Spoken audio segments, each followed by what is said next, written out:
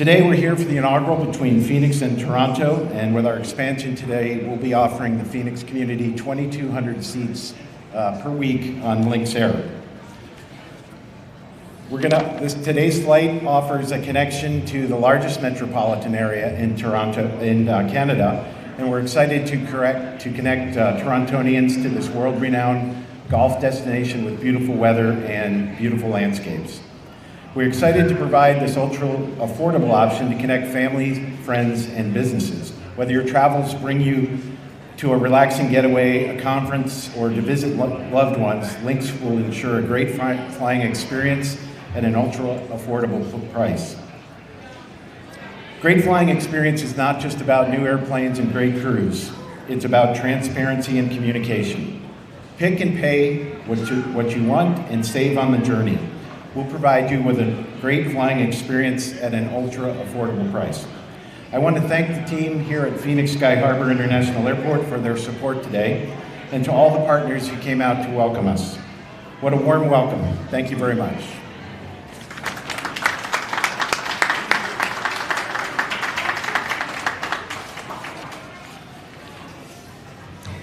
Thank you for joining us today in that celebration of Lynx Air's nonstop Phoenix to Toronto service.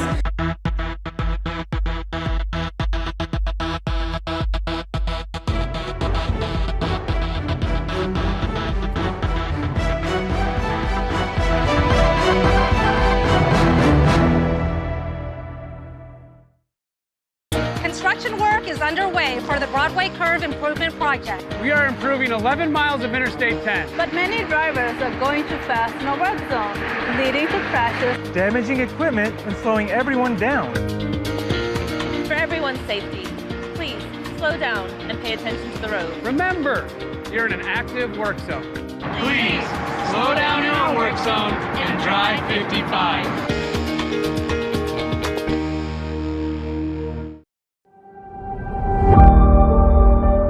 Our main focus is on mentoring and helping veterans transition into a career in the fire service. I joined the Army and was a medic from 2004 to 2008 on active duty. There's a lot of recruits that come in that are veterans, whether they have come through fire vet or not come through fire vet.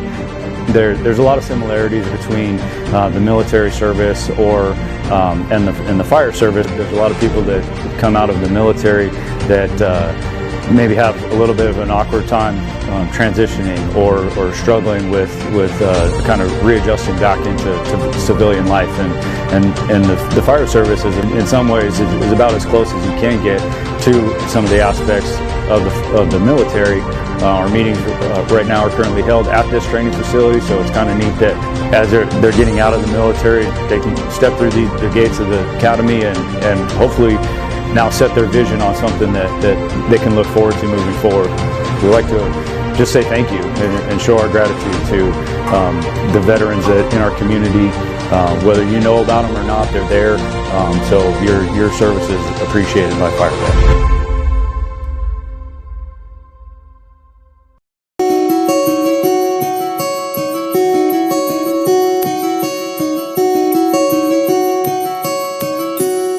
So Thanksgiving is upon us, and people always ask, what kind of food items can I bring?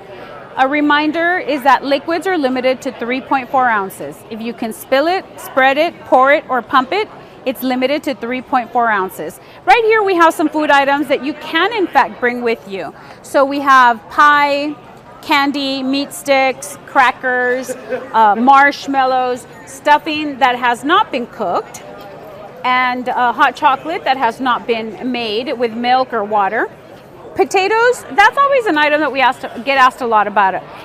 If it's a powder, you can bring it in your carry-on. If it's a raw potato, you can bring it in your carry-on. But if it's mashed potatoes, you can spread it, and it's limited to 3.4 ounces. And of course, our number one culprit is a bottle of water. Please make sure that either you drink your water before you get to the checkpoint, or you wait to purchase one when you get to the other side. We have soup, pumpkin, cranberry, all of those things are spreadable and therefore limited to 3.4 ounces. Hair products, perfume, eye solution, all those things, 3.4 ounces or less, as well as liquor. We see lots of alcohol during the holidays, so please make sure to limit those to bottles of 3.4 ounces. Snow globes, those are really popular this season. If they're the small ones that have a small amount of liquid, those are allowed, but something like this is not. And then, of course, lava lamps are making a resurgence. So all of these items that have the liquid inside, even though you can't access it, you're not allowed to bring in your carry-on luggage. Power tools are a big item that we see a lot of. This one's brand new and someone brought it in their carry-on and chose to voluntarily abandon it rather than step out of line and put it in their checked luggage. Walking sticks, and we here see this big old Rambo knife. We also see novelty items like a rolling pin. This is really heavy and can cause bodily damage to someone.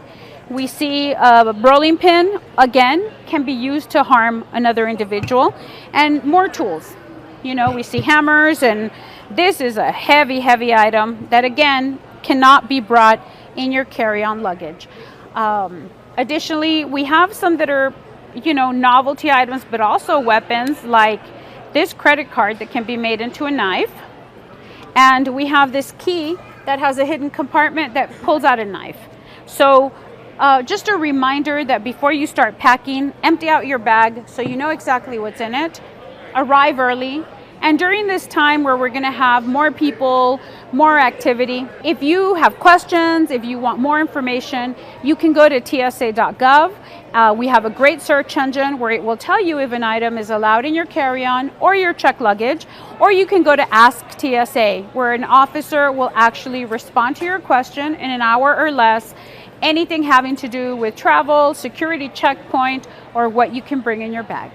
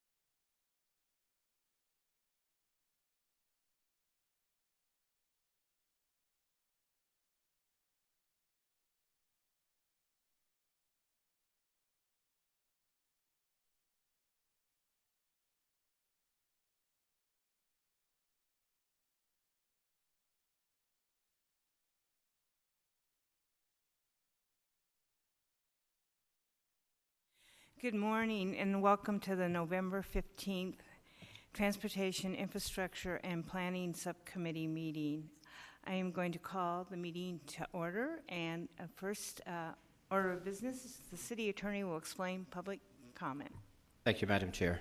Members of the public may speak for up to 2 minutes to comment on agenda items to be discussed. Comments must be related to the agenda item and the action being considered by the subcommittee. General comments that go beyond the scope of the agenda item must be made in the citizen comment session at the end of the agenda. Members of the subcommittee and staff cannot discuss or comment on matters relating to pending investigations, claims, or litigation. Additionally, any member of the public who appears before the subcommittee in their capacity as a lobbyist must, as required by Phoenix City Code, disclose this fact before addressing the subcommittee. Thank you, and I'm going to introduce the interpreter, who is invisible but is actually sitting in the basement. Thank you, Madam Chair. My name is Carmen Cota. I'll be providing Spanish interpretation services for our Spanish-speaking audience. Please give me a moment to introduce myself to them. Buenos días, soy Carmen Cota. Yo les voy a proporcionar interpretación para la reunión de hoy día. Si desean dar un comentario, por favor, digan citas breves.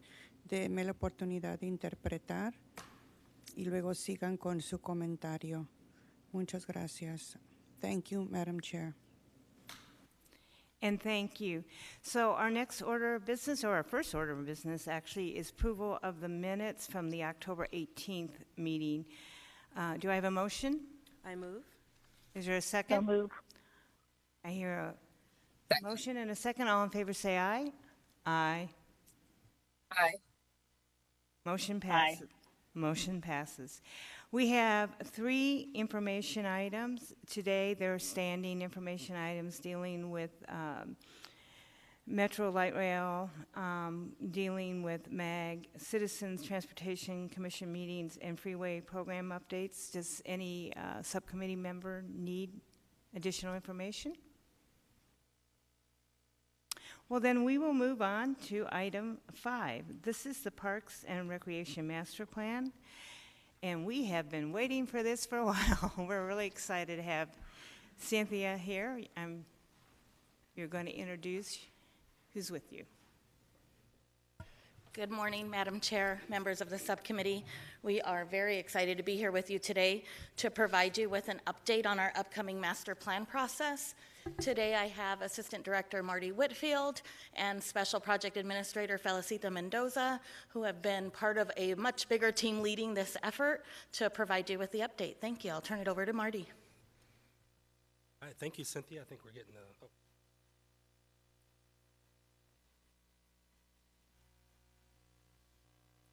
Sorry, somehow the PowerPoint jumped ahead. We're going back. There we go. Okay. Good morning, Madam Chair, members of the subcommittee. Like Cynthia mentioned, we're here this morning to provide an update on the Parks Master Plan. The last time a comprehensive master plan was developed was back in 1988. We recognize this is an important project for our city and residents, so we're excited to focus on this project and move forward to complete the master plan over the next 18 months. While it has been more than 30 years since our last master plan, like I mentioned, we recognize this, that our community has grown and changed quite a bit over the years, and therefore we are eager to develop this master plan. As you know, Parks and Recreation plays a vital role in enhancing the quality of life for our residents. We believe this master plan will play a role in improving the well-being of our residents. The master plan includes several key focus areas, which will provide a clear direction for our Parks Department over the next 10 years and beyond. Focus areas will include the following assessments.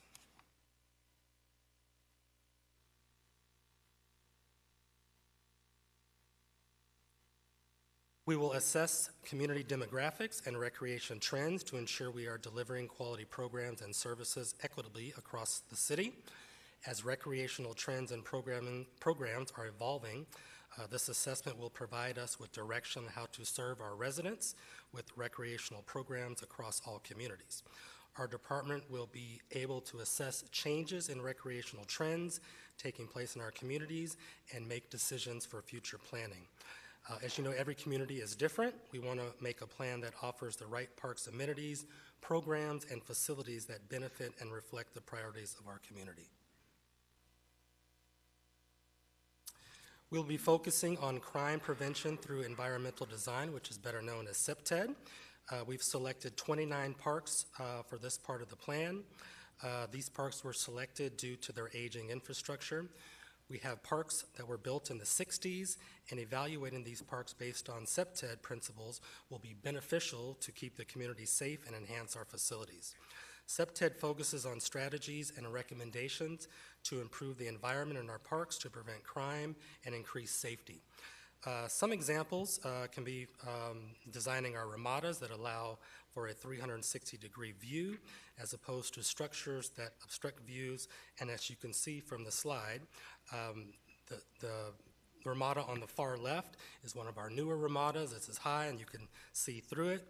The ramada on the far right bottom is one of our older ramadas, and it kind of reduces sight lines.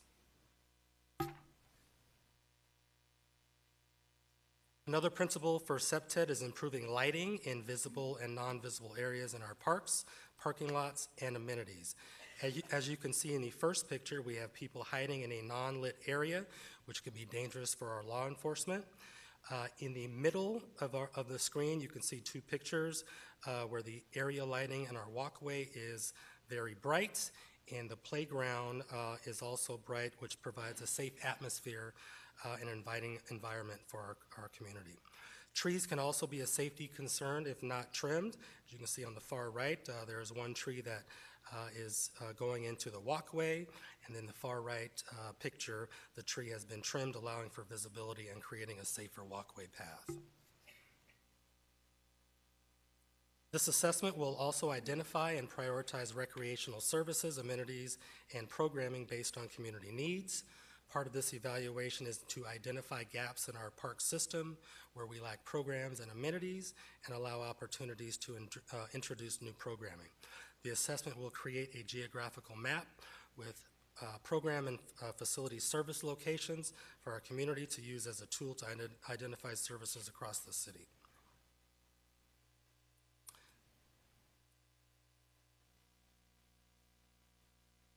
Water conservation strategies will also be part of this plan. We have selected 21 parks where we will evaluate the usable turf and the efficiency in our current irrigation systems. Primarily, we looked at large community and regional parks with several acres and aging infrastructure due to the irrigation part. We understand as the Parks Department, part of our recreational programming involves the use of water. Using water wisely has always been a priority for the park system. We are always looking for water efficiency, such as irrigation schedules based on the weather and efficient irrigation technology. The Parks Department has a water resource specialist who ensures the use of water responsibly and that we stay within our allotted water consumption. These evaluations will ensure we continue to build upon this success. And finally, the community engagement will play a critical role in developing a successful master plan. I'm going to ask Special Projects Administrator Felicita Mendoza to provide information on our community engagement efforts. Good morning, Madam Chair, members of the subcommittee. Community and stakeholder feedback will play a critical role in developing a meaningful and successful master plan. Our goal is to reach as many people as possible across the city, from our park guests, including those who may not use our programs and facilities as often. To do this successfully, we plan to use various methods of engagement with the public: in-person meetings, virtual meetings, neighborhood focus groups, workshops, neighborhood events, neighborhood and facility canvassing, engage with youth through schools and community surveys. Our community outreach will involve neighborhood associations, block watch groups, community leaders, nonprofit partners, environmental groups. We will also engage with other city departments to ensure a final master plan supports and aligns well with other city plans and initiatives, such as Plan Phoenix 2025, Tree and Shade Master Plan, Climate Action Plan, Street Transportation Road Safety Action Plan, just to name a few. Earlier this year, your office has also provided our department with a list of community members, neighborhood groups, schools, organizations to engage with throughout this process. Outreach and engagement will be done in English and Spanish. In mid-October, we launched a dedicated Phoenix Parks Master Plan website, parksmasterplanphx.com.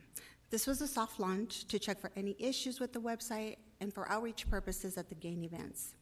We also created a Parks Master Plan logo to easily identify and brand the project. This is a multilingual site. In our homepage, community members can choose their preferred language from the drop-down box on the right-hand corner. There's 104 languages to choose from. You will also find a summary of the Parks Master Plan focus areas, 2 videos, one in Spanish and one in English, explaining more about the master plan. We think this will bring excitement in the community and encourage participation. At this time, we would like to show you the video. Welcome to the City of Phoenix Parks and Recreation Master Plan website. Phoenix Parks and Recreation is dedicated to making Phoenix a better place to live, visit, and play. In this video, we will be answering 3 basic questions. 1. What is a master plan? 2. What is the focus of Phoenix Parks and Recreation's master plan? And 3. How can you get involved? First, what is a master plan? A master plan develops a clear purpose for our department and the vision for recreation facilities, programs, and services for the next decade. A master plan provides an opportunity to receive quality feedback and have meaningful engagement from the community. The Phoenix Parks and Recreation Master Plan will start in fall of 2023 and last approximately 18 months. Second, what is the focus of this master plan? As part of our master plan, Phoenix Parks and Recreation will be evaluating and taking inventory of all existing parks, recreation programming, and facilities, with an emphasis on water conservation and crime prevention. We will also assess community demographics and recreation trends to ensure equitable access to programs and services, and will evaluate how the department prioritizes funding. Lastly, how can you get involved? A large part of the master plan depends on you and your feedback. Phoenix Parks and Recreation will host community workshops, send out surveys, attend community events, survey neighborhoods and parks facilities, and work with community groups to receive feedback about our parks and recreation amenities and services. It's crucial to have public feedback throughout the entire process because, after all, our department serves thousands of Phoenicians every day. Thank you for being part of this journey as we pave the way for the next decade of parks and recreation services, creating spaces for all.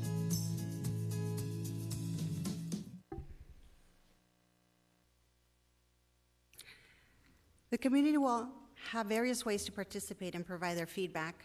We have a 24/7 project hotline. It is answered by a live person who gathers the information then forwards to our department. This is a great tool for community members who may not have a traditional work schedule. They will be able to use this tool to give us feedback. They can subscribe to our mailing list, email us with any questions and concerns, participate in online surveys. Community and event information will also be posted on the website.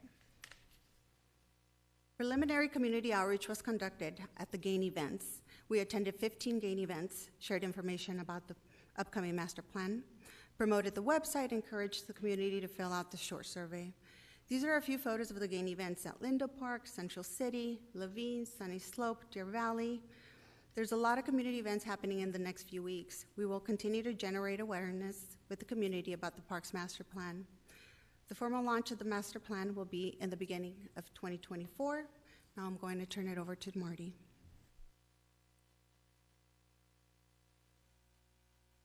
Okay, thank you, Felicita. In summary, when the Parks Master Plan is complete, it will not only be a roadmap for our future, but we will have clear, concise, and achievable goals identified from this plan.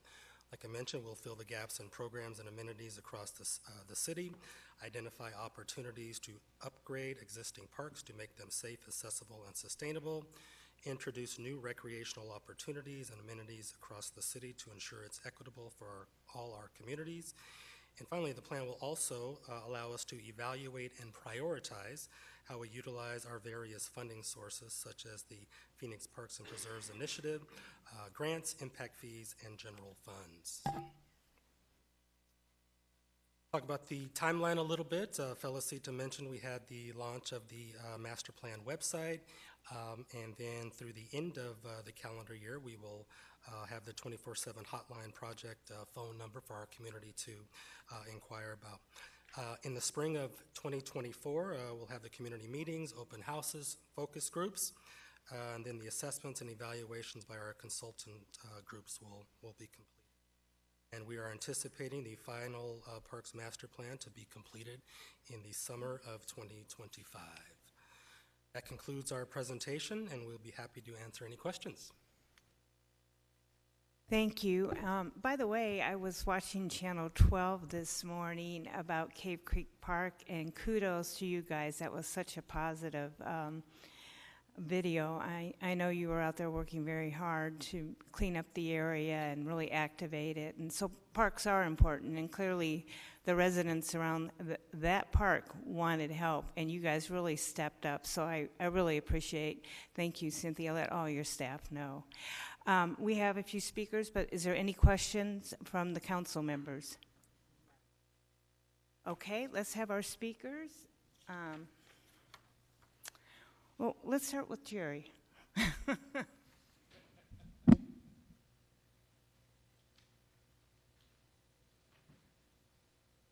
Hi, Jerry Van Gass. First off, we didn't get a chance last time because the meeting ran so long, but we want to thank Chair Deborah Stark and the rest of the council members on the subcommittee here for directing us to Alan and Josh with planning about the lack of electricity at the Choya Trailhead. And lo and behold, 48 hours after we talked to them, the power was on, and the hikers want to thank you, and the rangers. Back to this item, agenda item. Once again, same as I did at the Parks Board meeting, to the director, I'd like to know the cost of this master plan.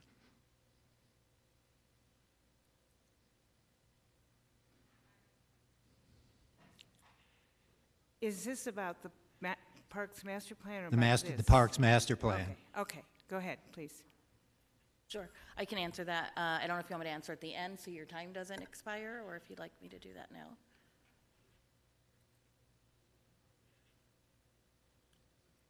Okay, yes, so the final cost of the, Madam Chair, members of the subcommittee, the final cost we don't have yet because we're in the process of finalizing the contract. We have to go through the process to get the contract finalized, and then we will know. We have identified the scope of work, and so we should have that information within the next, by the end of the year, I would say, because we'll have an item on the contract coming soon. So we believe it'll be in the range of about $800,000 to $900,000, but we can't confirm that yet. And we'd like to know the funding source. Yes, the funding source is 3PI. And our attorneys at the Center for Law and the Public Interest have a record request in for copies of all these contracts. Thank you. Thank you. Next speaker, Timothy Sarakowski. Did I get that right, I hope? Oh, good. Thank you. Thank you so much for having me speak today, and thanks for all the help that you've given us on Choya Trail. We appreciate it. 3PI money cannot be used for your master plan. Sorry, folks. You're going to have to get your funding from the city. 3PI is an initiative fund which goes to the park. This is a plan to run the park, which is not part of 3PI money. There's a distinction here. Can't use 3PI.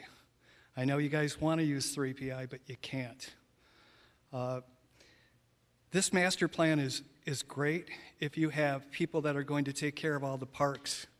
And the problem with most of the parks at the present time is you do not have enough maintenance people to take care of what's necessary at the parks.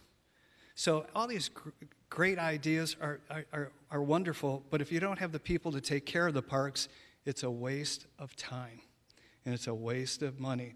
So at some point, you're going to have to hire more maintenance people to keep the parks clean. You know, you're thanking these individuals for cleaning up certain parks today, but it should have been cleaned up months ago, but there's no maintenance that are taking care of the parks at the present time. So I wish we would address maintenance problems before we really start addressing a master plan. My next question on the master plan itself is this for 10 years or 25 years? Sir, Madam Chair, members of the subcommittee, it's a 10-year plan. Why are you doing a 10-year plan? That's not a master plan. I think we're such a big, dynamic city. I'm actually an urban planner and used to work on the Phoenix General Plan, and we update it every 10 years because the city evolves and grows and changes. I will tell you, the first general plan I ever worked on, we didn't have light rail. And so the city is constantly changing. So I personally think 10 years is probably the right amount of time because it's consistent with state law and what's required of our general plan, but I appreciate your comments. Well, it's 10-year, and then you do a 25-year, and you update it at a 10-year time period. So it's not 10 years, it's really 25, and then you make changes as you're going along. That's really how a master plan is to be implemented. Thank you. Thank you. Our last speaker is Jessica Dobbs.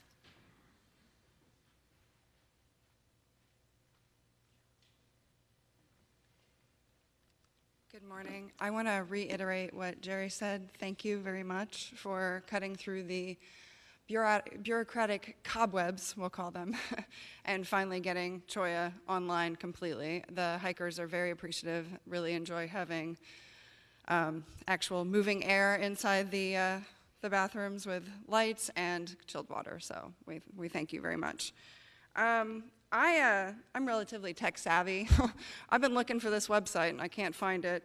In fact, what I did find was the video that was on your YouTube page, and there was a comment underneath that sort of made me feel like it wasn't just me, and it said, is this all there is to the Parks and Rec Master Plan website? No matter who I contact, no one has been able to find a website. The video touts the importance of seeking public feedback. Is commenting on the YouTube video the only portal for feedback? If so, there are only 145 subscribers to the Parks and Rec YouTube account. He goes on to state that that small amount of people that are paying attention is not enough to get feedback for a master plan. So if you guys could make sure that it's really obvious where this website is. I just did another search on my phone, and all I'm getting is the page that shows, you know, North Mountain Master Plan and that stuff. So please make it very bold, have it at every possible trailhead, every possible park, so that you can get as much feedback as possible. The other thing is while this is gonna go on, whether we fight it or not, I'm sure, try to remember that $1 million, which is, we all know what it's gonna round up to, is a whole lot of money. And it would be heartbreaking for that money to get spent on a master plan that yet again does not get initiated and followed through. Because the biggest part of a plan is actually making it happen. And I have seen the history of master plans that have been created, money spent on them, time spent on them, and they were not implemented. So if there's no implementation, there's literally no reason. Thank you. Thank you. I don't think I have anything else. Do you? Yeah. I just want to address some of the, I would like to give staff an opportunity to address some of the concerns that we heard from the members of the public. We want to make sure their input is heard and received. Can you address the concern about the maintenance of our staff, and is that going to be an issue that's going to be addressed in the master plan? Sure, Madam Chair, Councilwoman Hodge-Washington, and members of the subcommittee. Park maintenance, or what, let me backtrack. The master plan will help us identify what amenities we have in our parks and what their condition is. So we have an internal system that we work on an annual basis. Hiring a consultant will help us do a dig or dive into that. With that information, we then are able to help prioritize our funding and where it should go to help make repairs, replace park amenities.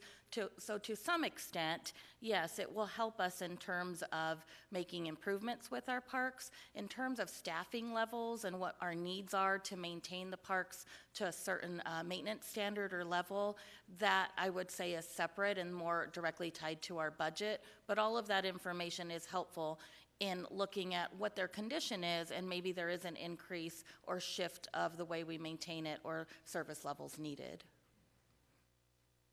And the last question that I had was, I think if you can give us a little bit more information on what the end, because I searched, I wanted to make sure that I understood the concerns of our last speaker. I was able to find the website when I put in the address. But can you tell us a little bit more about the extent of the outreach that you plan to do to make sure that all individuals, not just those that attend our trailheads or know that specific information, the website, you're going to be able to opine on this? Yes, absolutely, Madam Chair, Councilwoman Hodge-Washington, members of the subcommittee. And so what we've done is we have not fully marketed the website yet. It was a soft launch to work through technical issues, but we wanted to have it up and going in time for GAIN. And so Felicita and other members of the team were out with QR codes at the GAIN events, getting some initial feedback, trying to generate awareness. The official launch will not be until the beginning of the new year. That's when we will be pushing it out through social media platforms. We'll have a presence in our parks about how the community can get involved with the master plan, and it will definitely be more visible by then. And out of curiosity, do you know the amount of feedback you have received thus far? Because I saw there was a survey on the website. Do you know what the numbers look like thus far? We don't yet, but we will be collecting those at the end of the month on a monthly basis, I would say. We'll be able to capture that data, and then we will keep your offices and the website updated with information as we collect it. Thank you so much. That ends my questions. Thank you. Are there any other questions? Well, thank you, and we'll probably ask you to come back and give us an update on your progress in a few months, so I appreciate it. Thank you. Our next item is a text amendment work program update.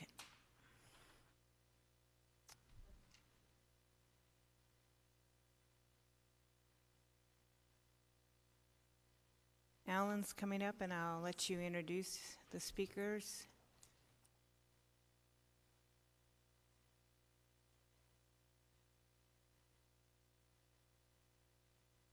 Thank you, Madam Chair, members of the subcommittee. With me here this morning, I have Josh Bednarik, the Planning and Development Department Director, and Tricia Gomes, Deputy Director over the Planning and Zoning section within the Planning and Development Department. We are here to provide an overview of the text amendments we have outstanding and get some input from you. And so with that, I will turn it over to Ms. Gomes. Thank you, Mr. Stevenson. Madam Chair, members of the subcommittee, we have a presentation for you, and I will go through it quickly.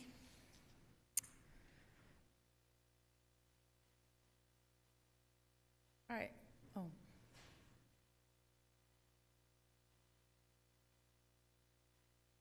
Our screen, but it's not on that screen.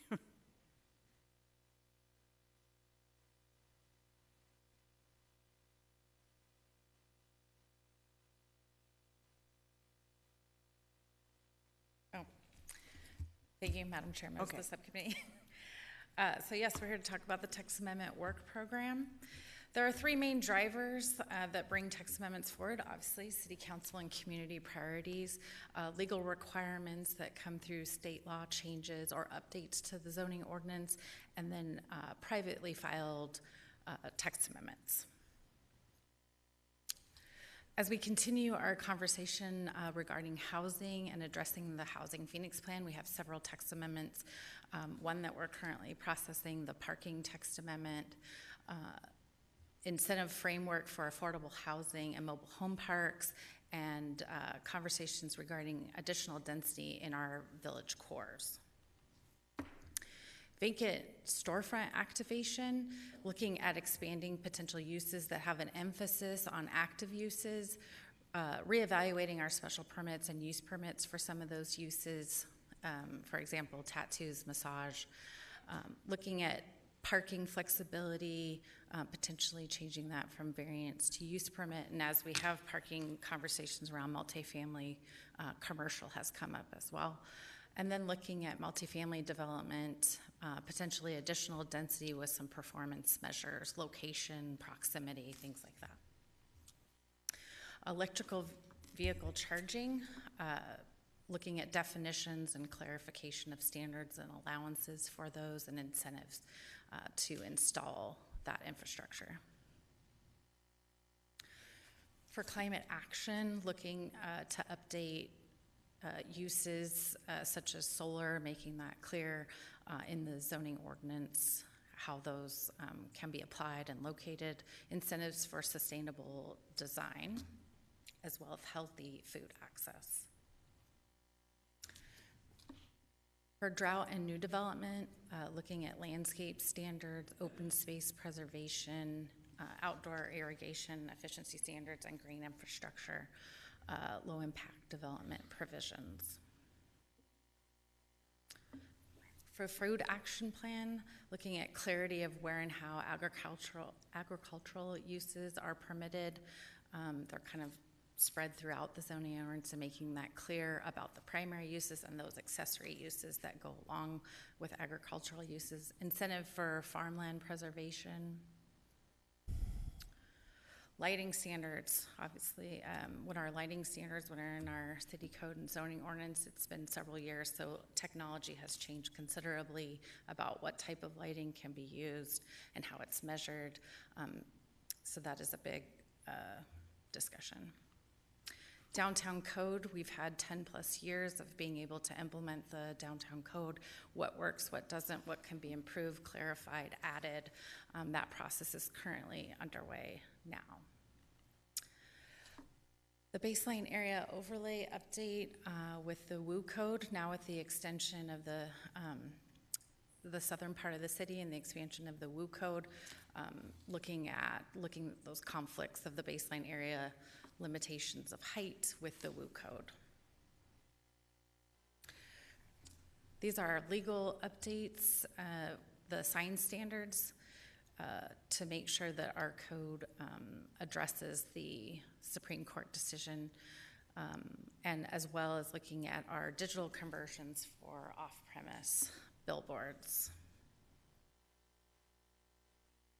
The zoning ordinance cleanup, which is an ongoing effort when we do interpretations when the zoning ordinance isn't clear, to update our ordinance and codify those interpretations, looking at our zoning adjustment applications and see where the code may not be working as efficiently as it could, feedback from customers and other staff, and then working with Arizona State University at looking at some of those application data.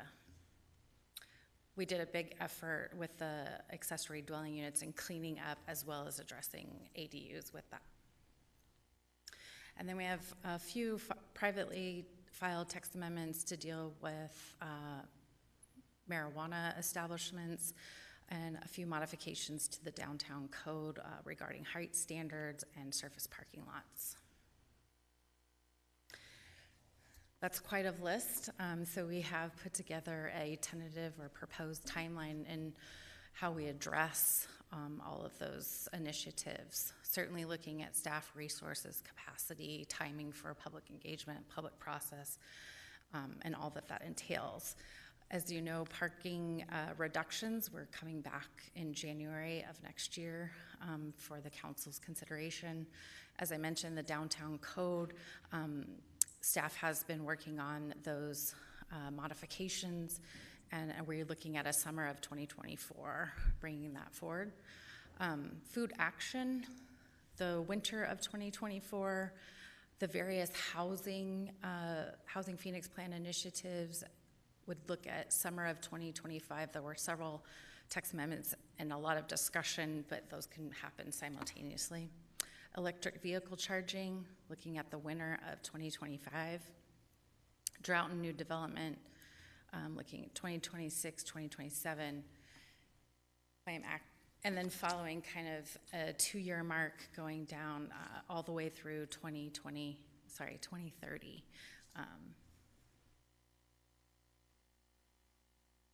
So we're here today just looking for the subcommittee's guidance on prioritization, if we have listed them in the order that the subcommittee is looking for, and are there any priorities that we have not addressed through this list? And with that, happy to answer any questions. Thank you. And I had asked for this to be on the agenda because one of my constituents, who's really concerned about lighting, had put together a draft ordinance, but of course, they didn't file. He just asked staff to look at it, and he's been asking on the status, and I thought maybe we need to talk to planning and development about priorities. And I guess my biggest question is, I know a lot of this is because you're simply short-staffed, and have you thought about looking at, I saw the consultant route for the signs. Have you thought about maybe consultants for some of these others to help speed some of these out? Because, for example, a concern to me is the electric charging, given our air quality and potential fines, and that might be something we need to really speed up, so we don't end up in a world of hurt with fines and losing funding for roads. So I guess I look to whoever might be able to talk about the consultant route. Madam Chair, members of the subcommittee, it's a great suggestion. We certainly think there could be some value as we evaluate how to tackle this work program with trying to bring on some outside help. I will tell you, we have a lot of great team members available to help us maybe with the writing. And really, as I think we've discussed with you, Madam Chair, the timing associated with these TAs isn't necessarily in the writing of the text, but it's getting it through the process, right? It's meeting with stakeholders and having meaningful discussions with them. And for a variety of reasons, it's really the staff that we have on hand that are doing other jobs, but that have those relationships that are best positioned to do that. And so we certainly, realizing that there was going to be some response to this list that we gave you, we'll look to try to adjust where we can. But I would say that the internal staff we have are probably best positioned to take these through just because of the relationships needed to navigate the public hearing process and work with all the stakeholders. But if there's an opportunity for us to bring on some outside help, we certainly will. Well, I guess then, for me, we probably do need to move up the electric car because of the situation with air quality. But I do still want to continue to look at trying to find ways to get staff to concentrate on some of these text amendments. And I appreciate, because I've been in your shoes, so I know the work it takes to do text amendments, because you have to put a lot of parties together, a lot of stakeholders. You have to go through the villages, and it does take time. But I think there are some pretty pressing issues. And again, as you know, I do have a constituent who's very heartfelt when it comes to lighting issues, and he's worked on a draft ordinance. So those would be my two additional priorities. I don't know about the rest of the council, but subcommittee, I'll turn it over. Do you have any? Okay, Councilwoman Washington. Thank you, Chair. Thank you for the opportunity to give my comments on this. I also had a similar thought as to, I feel like maybe I'm optimistic, but I feel like the time frame, I wonder if it made sense to consolidate some of what I would consider related subjects. For example, is it possible to include housing and like the drought and new development at the same time so that we're talking about like matters cohesively? Similarly, maybe our climate action and our EV charging could come together, just so that we're not, because I presume in the next 6 to 7 years we'll have new things come up as a priority, and I kind of feel like we want to do what we can to stay ahead of it. Is there any thought process on that? Madam Chair, Councilwoman Hodge Washington. Yeah, we will certainly take a look as we get a sense from the council about what your priorities are, because it's a long list, right? And it's just an opportunity to remind us all, here are the dozen or so things. It's now, we're at the end of 2023. Where are the priorities sitting now? And so it'll give Tricia and myself an opportunity to adjust, respond to that. We certainly are already starting to take a look at where there might be some opportunities to kind of partner or team up some of these efforts where it makes some sense. I think many of you saw an email from me earlier this week talking about a department reorganization effort. And this fall, we are now in a better position to understand, as we engage with not only the council, but our stakeholders, about what are the priorities, where are the areas that we need to fix. I think we'll take this feedback and evaluate, are there some things that we could team up together to try to get to some things quicker? We have Mr. DePero, who did a phenomenal job working with Tricia on the parking text amendment and the ADU text amendment. Have him here in the audience listening. I think we'll take a lot of the feedback that you're giving us today to understand, could we try to mold some of these together as a way to try to save some time? I appreciate that, and the thing I think we need to be working on is housing, making sure we make those adjustments. And I think you guys already have it scheduled for summer of 2025. I don't know if it's realistic to move a subject of that magnitude up, but if it is possible, I definitely would like to see that prioritized a little more. So I realize it's a heavy lift, but I just wanted to still have to ask. So thank you. Thank you. And I do like the idea of trying to collapse some of the categories. Councilwoman O'Brien?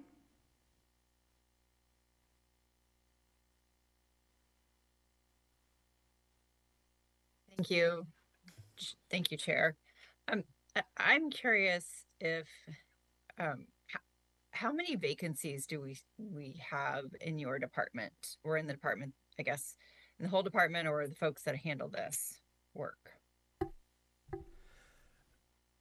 Madam Chair, Councilwoman O'Brien, I don't know the exact number of vacancies, but I will tell you that the number of staff that we have available to work specifically on text amendments is zero. Tricia Gomes, who oversees the effort, oversees our entire planning and zoning functions. Chris DePero, our team leader, has been assigned, along with many other duties, to work on text amendments. And Trish and Chris are our leads. And again, I think you saw how skilled and effective they are at doing that as we've done the ADU and the parking text amendment.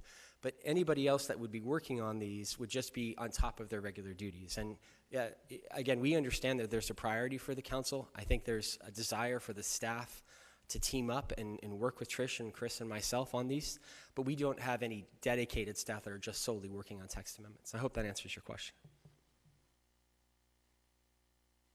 Madam Chair, Councilwoman O'Brien, if I could add to that a little bit, I think as Josh alluded to with the process improvements that we have been undertaking and being short-staffed and how busy things were, the department had to prioritize having staff do the work to get projects out and move things along versus the work of text amendments and working through them. And so because of how busy things were and that shortage of staff, that's how text amendments have fallen behind, because we had to prioritize staff to do the projects that were coming in the door. But now that that workload is easing up a little bit, Josh has been able to add management staff within the department and reorganize things there. We do think there's that capacity to, as Josh said, try and figure out with the leads and other staff that may have some time to try and see what we can move forward, so that we have a group that is working on them a little bit more and having more time, instead of just the sheer volume of zoning cases coming in, and then the village planners are working on zoning cases and the public and not having enough time to devote to helping text amendments. And so we think there's an opportunity there. We just can't guarantee that right now as a timeline, and so that's why we're being a little more conservative in what we're showing here. So just want to make sure that I understood what you just said. So for a while, because of how many projects were coming in and the urgency and desire to get those things out, text amendments were kind of put at the bottom of the priority list, correct? Madam Chair, Councilman O'Brien, yes, that's correct. But now there is room in the pipeline to handle the text amendments with current staff? Well, we believe that there is some more capacity. For example, if when we do the briefings, with you, the amount of zoning cases that we are tracking that are happening, they're not as many as there were, a few months back. And so that creates some capacity to have some of the village planners help out doing research and being assigned text amendments to then be the point person working with the public is really where the time-consuming element comes in on text amendments. But having that village planner, workload not be so significant that they are able to help out and assist in some of those, so that we will have some capacity to move things up a little bit. As Josh said, we wanted to get your guys' input today, and then we'll try and figure out how we can make some of those things happen on a sooner basis.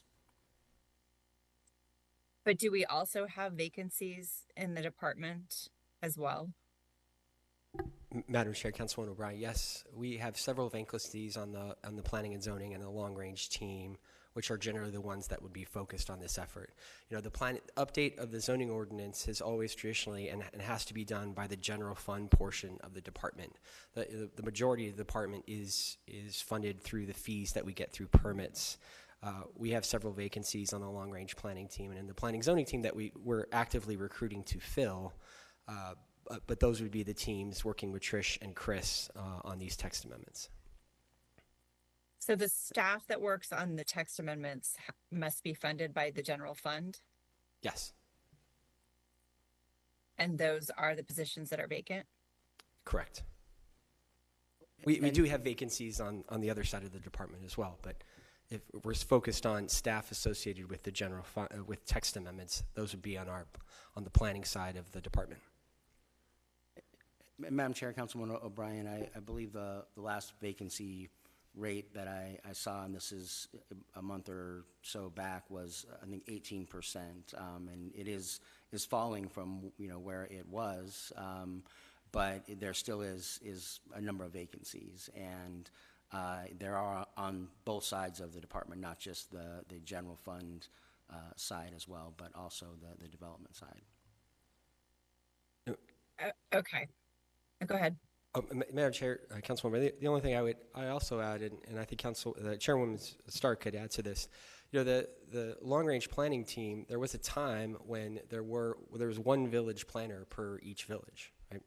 That hasn't been the case for a long time, but the department was better positioned at that time to sort of tackle those things. And right now, each of the village planners handles at least 2 to 3. And so, even when we do fill up the vacancies, there's still a workload there that we're managing. As Alan said, it's balancing the day-to-day with these really important community and city council priorities. And again, I think we've demonstrated an ability to go and tackle some of the things that you've given us, from housing to parking, ADUs, and we're excited to take the next step. And so we'll take the feedback that we're getting today, evaluate with our existing capacity, and report back on what some modifications to this work program might look like.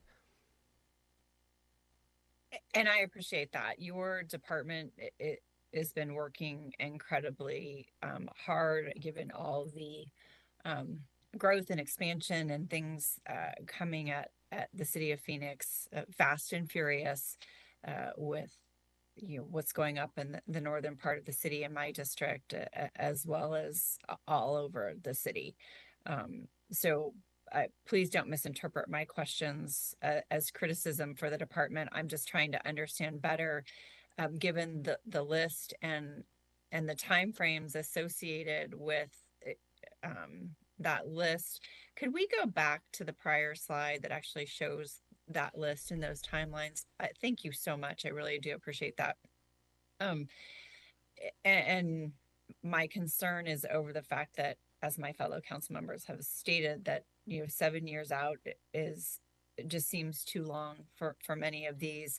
I'm particularly interested, in addition to the housing, but vacant storefronts. And I know that that's something, we started talking about a while ago, and I'm a little disheartened to see it, out at the year 27, 28. So while I look forward to hearing how maybe you can readjust some of these priorities or incorporate them and pair them, I also, want to make sure that we have the resources and that long-term planning, or this long-range planning related to text amendments, doesn't go to the bottom of the priority list when there's so much else going on. And how do we find you the resources to make sure that we're managing all of those things as we're developing so quickly over these next, at least these next 10 years, if not longer. So thank you for answering my questions, and I do appreciate all that your department is doing, and I look forward to hearing more about how we'll continue to manage this workload. Thank you, Councilwoman. Thank you, Chair. Thank you. Councilwoman Pastor. Yes, thank you. So I think it's been said, and I'm just gonna be very clear on it. The timeline doesn't work. We need to figure out how we're gonna cluster this and make this move and happen. I understand that there are vacancies. So as a collective, just same way as council came together on the homeless and pushing forward and meeting the deadlines that we need to meet, us as a committee can hear that there are vacancies, and we need to do as a committee is really help and lift to get those vacancies filled.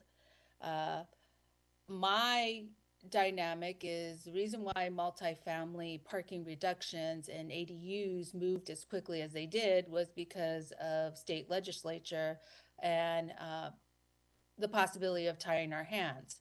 And so I look at this very similar, as that our city is evolving and moving fast and furious, and we're not moving as fast and furious as possible. So we need to relook at possibly how we do text amendments and maybe shorten the community input, but really get a solid community input on what is happening and shorten that piece in order to move the text amendments that we need to move. I'm interested, lighting and signs. I entered and lighting and signs has been one of the biggest in my core area, along with vacant storefront. And those are conversations that we have had and continue to have, but yet it's way out, and it's a need within our community. I think all of these are needs in our community, and it depends on who's going to really collaborate and push us to do that, to do the text amendments. I would prefer that we come up with a better plan in how we move these pieces forward and get it moving the way we need to get it moving. So those are my thoughts. I think having consultants, if you need consultants to come help, hiring, whatever it's going to take in order for us to move this timeline and make it shorter, because all these are priorities and we're evolving, and what's going to happen is that they'll go to the legislature and create some language. So I just rather solve our own problem. Thank you. Appreciate the work, though. Thank you, Councilman. Thank you. I think it might help to, probably should visit the other council members that are not on the subcommittee and get a sense of what they think is a priority, and then maybe take our comments and rework it, and we can revisit this in a few months. But it is, when you see 2030, it's a little scary for me. Madam Chair. I'm going to be in my 70s then. Come on, guys.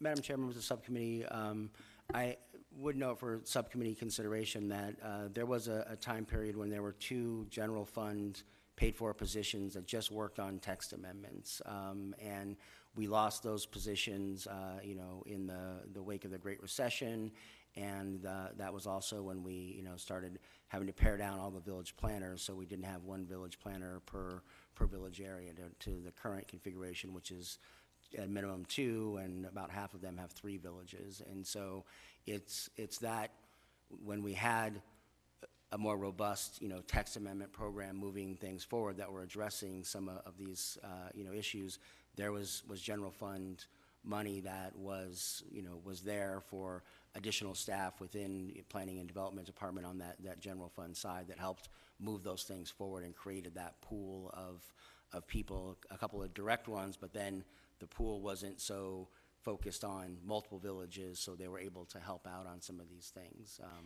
But I just give that for some background information for you guys to.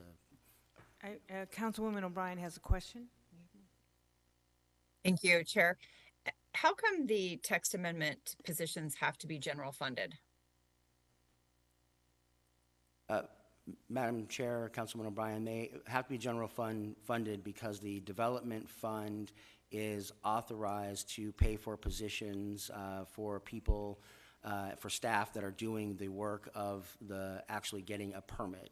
And so it's a revenue recovery that we're charging just for what the staff is needed to do the permits and move forward, on processing all the permits and all the inspections. And so it's the business side of the department, if you will, as opposed to what the public would like to see. That's why the village planning committee system is a general fund item, because that is helping the council with their legislative priorities and making decisions that the council needs to do, where text amendments are in that vein versus the actual processing of defined standards that the council has set in the city code, and staff is administering those through a permit and inspection process.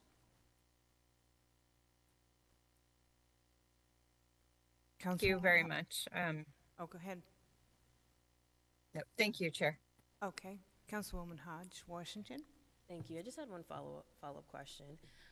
If you had to break down the percentage of time that is actually for the creation of the text amendment versus the public outreach, the revisions, and all of that, like how long, what percentage of the time, for example, because you put out a time frame. I'm just trying to figure out if there is an option, or I'm in solution seeking space. I'm trying to determine if there is some option where maybe the language or the initial draft of the language for these text amendments could be forthcoming from and then we take those to the community. So sorry. Hopefully my question makes sense. Certainly. If it doesn't, you can tell me to start over. Madam Chair, members of the subcommittee, it really does depend on the topic, but I would probably say 50% of that process is public outreach, because a lot of it, yeah, from the technical side, staff are working even with subject matter experts on that particular topic. Maybe it's lighting or something like that. We have to bring in someone that has that technical background. Writing the code maybe isn't as challenging at times, but it is working through that consensus and getting all that feedback and having to make those adjustments and going back out. So that does include a lot of the time. That's what I thought. Thank you. I think it maybe would be helpful if you put together, I know you have a flow chart, maybe share the share the flow chart with the rest of the council. So, but I do think this is important, and as I noted, I have a constituent who took the time to work on an ordinance and actually wrote a draft with assistance, and yet it's a priority in latter years. And I understand it because of our staffing, and so, but we've got to get a better grasp on this and try to get some of the text amendments through the door, like the sign ordinance, the Reed case. I was still a practicing planner when the Supreme Court decided that. So I think we just got to get a handle on it. And but I appreciate everything you're doing. I think this was a good conversation, and maybe some follow up with the rest of the council, and then come back and we can try to hone in on it. Happy to, Councilman. We really do appreciate all the feedback from the subcommittee, and we'll follow up with the rest of the council and report back. Thank you. Madam Chair, members of the subcommittee, I've just, regarding the Reed one, we've went out for a procurement on that at least twice, and have not had respondents on that one. And so that's why that one has languished. Hopefully now that the economy is not as busy on the private sector side, we will get some more willing participants that they just haven't come forward on the prior two, I don't think Phoenix is the only one that's been grappling with the sign ordinance.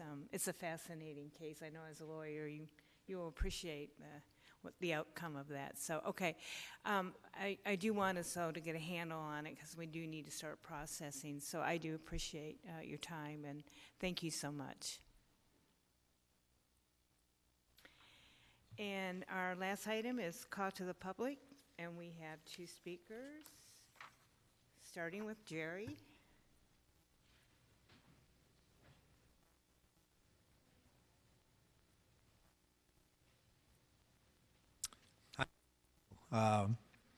Since we were talking about master plans, I brought from 13 by the same consulting firm that's working Parks plan. There's not 18 months, but more than 2 years were spent on this. Countless, I don't know the cost of that. And I do know that worked on it, totally frustrated that nothing would, and consequently, a handout in front of you showing Epigo Park looks like today. And we filed a blight last April, and they let parks know to be addressed. The new November update showing nothing has been done. That's totally unacceptable. And the money for this master used for scoping and plan for the complete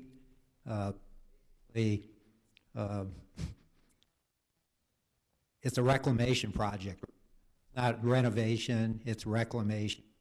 Go Park. Tempe's working or not. Thank you. Thank you. Our next speaker is Timothy Sarakowski.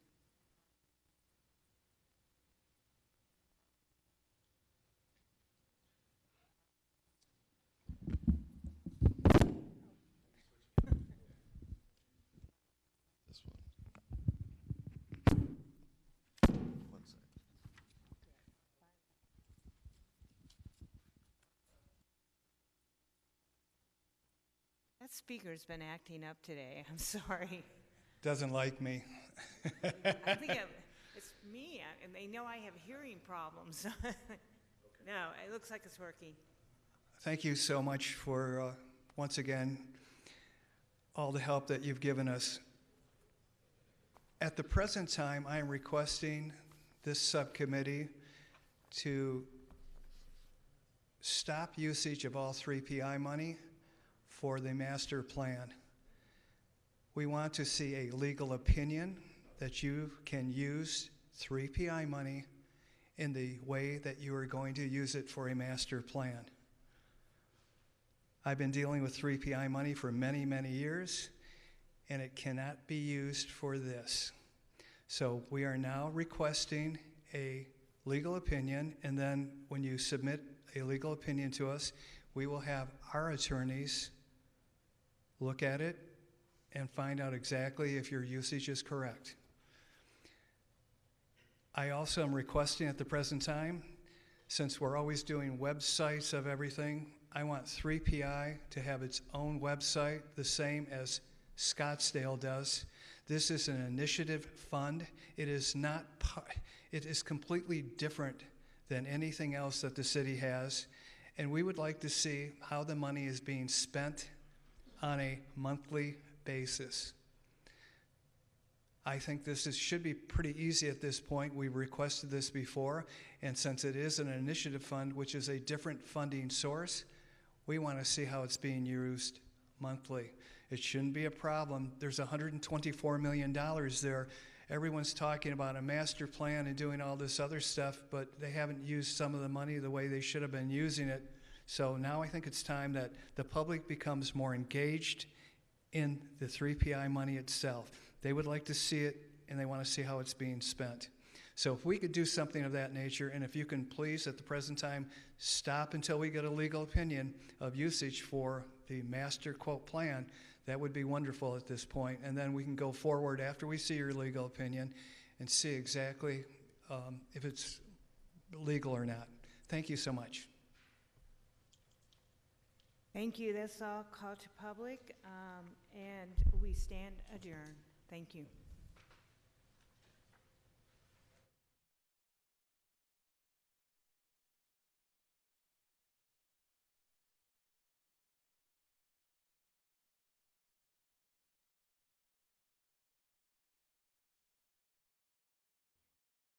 Welcome to Phoenix in About a Minute. Today we are here in front of Monroe School. Built in 1914, located at 215 North 7th Street in the intersection of Monroe Street.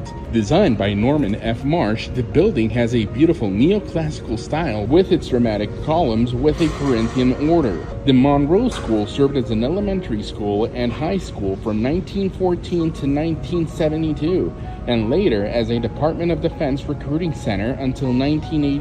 By 1988, a small group of volunteers founded the Phoenix Family Museum with the support of the Phoenix legislature. In June 14, 2008, it was renamed Children's Museum of Phoenix. The same day, it opened to the public.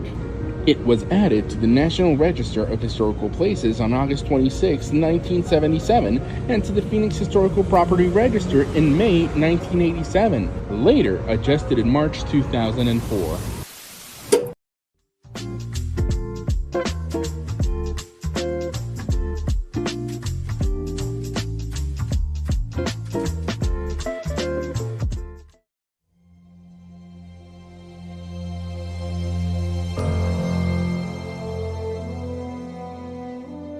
I think when you consider the Sine Capri and the impact it had on Phoenicians and Phoenix and society around this area, you got to stop for a second and really understand where Phoenix as a city was at that time. I mean, in the early 60s, Phoenix had just come from about a 10-year span where the population of our city increased 400%. So Phoenix has always been associated with growth, but especially in the early 60s, we just reached a point where we're almost about 500,000 people. So it was really growing like crazy.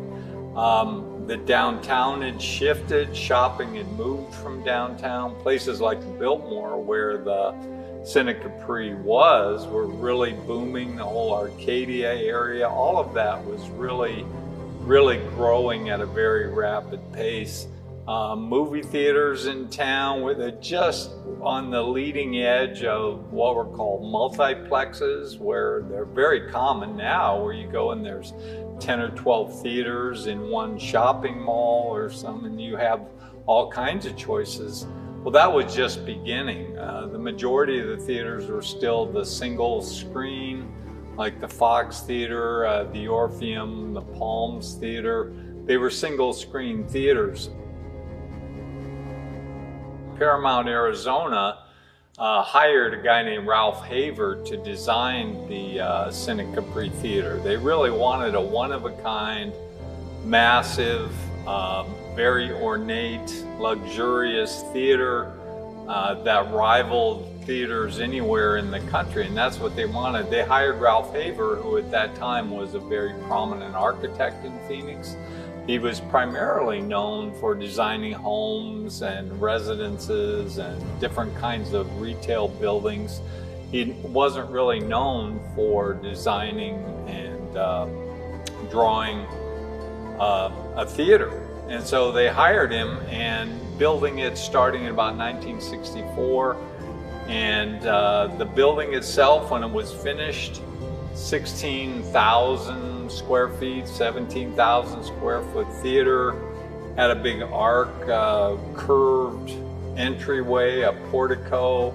As you came into the lobby, there was Italian tile everywhere. There was a 24-foot high stained glass window the stained glass that had been imported from New York. One of the things that when you talk about people who went to the Cine Capri on a regular basis in those years, they remembered the curtain.